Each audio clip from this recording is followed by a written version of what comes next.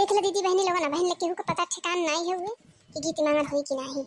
बैठ के कुल भरी नदिया भरत हुई है नादे में। अब इन्हें एली सब नहीं एक एक थरिया कुल खाई है ओकरे बाद आई है देखत रह लोगन तमाशा। का भाई जीजी उनिया के देखती हो हमके तो केहू नहीं लौकता। आई गइलो बहनी भरी नदिया भर के। अरे जीजी बिना खइले कैसे टिकिया गा भाई आवत ही तखिना बहनी चल बैठा गाय लिहल जा। आई गइली पीछे टीका नथिया लगावले देखा बैठा लोगन बैठा गाय दा। बहनी लोगन आज हम सुनावत हैं एगो करवा चौथ का बहुत मनमोहक गीत बाटे। गीत कैसा लगल कमेंट करके जरूर बताइए लोगन। अब वीडियो के लाइक करके शेयर कर दी है।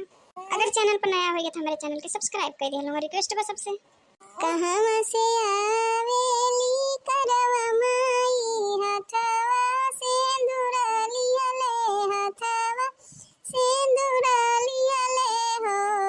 अरे कहां से आवे चनर मात दुनिया जोर भइले दुनिया आजो भइले हो।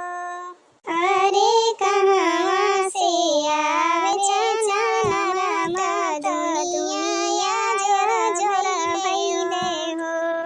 कैलाश से आवेली करवा माई हथवा सिंदूर लिया ले हथवा सिंदूर लिया ले हो।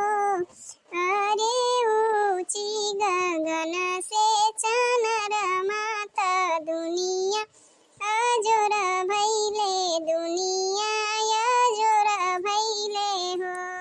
अरे ऊंची गगन से चनर माता दुनिया आजोर भइले हो। चंदन के डोलिया में करवा माई हथवा सिंदूर लिया ले हथवा सिंदूर लिया ले हो। अरे रथ चढ़ी आवेले चनर माता दुनिया आजोर भइले दुनिया आजोर भइले हो।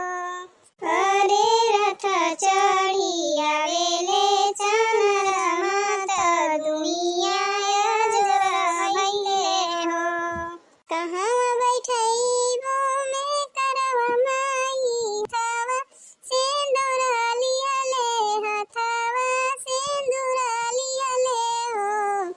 अरे कहाँ बैठइबो चनर माता दुनिया आजोर भइले दुनिया आजोर भइले हो।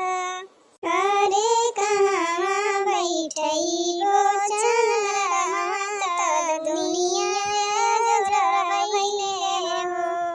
अंगन बैठइबो में करवा माई हथवा सिंदूर लिया ले हथवा सिंदूर लिया ले हो।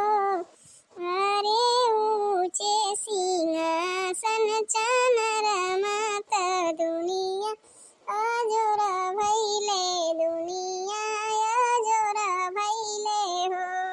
अरे ऊंचे सिंहासन चनर माता दुनिया आजोर भइले हो।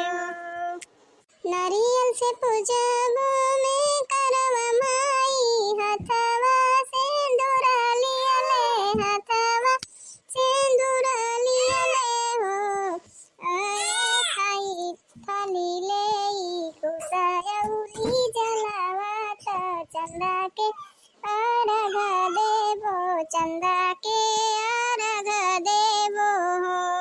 अरे थाली ले कुसायौरी जलावत चंदा के अर्घ देबो चंदा के अर्घ देबो हो। हमर सुहाग देली करवा माई हथवा सिंदूर लिया ले सिंदूर लिया ले हो। अरे दूधे पूते फलवा चनर माता दुनिया आजोर भइले दुनिया आजोर भइले हो। अरे दूधे पूते फलवा चनर माता दुनिया आजोर भइले हो। अरे दूधे पूते फलवा चानर माता दुनिया आजोरा भैले कोखी मोर